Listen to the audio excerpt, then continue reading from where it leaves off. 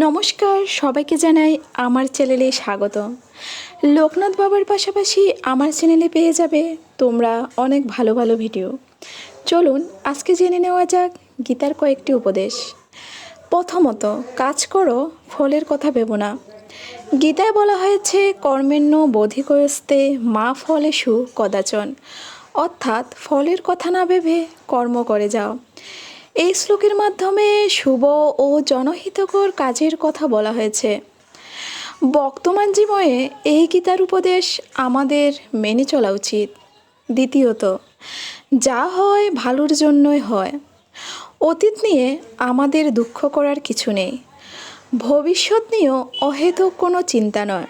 বর্তমান যা ঘটছে সেটা ভালোর জন্যই ঘটছে। তৃতীয়ত, আত্মা ও শরীরের সম্পর্ক।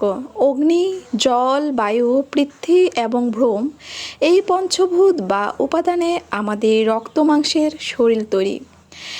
এর ক্ষয় আছে, তবে শরীর অন্তর্ভুক্ত আত্মা, যার কোনো ক্ষয় নেই। দেহের মৃত্যু হয়, কিন্তু আত্মা অমর। আত্মার তৃপ্তির জন্যই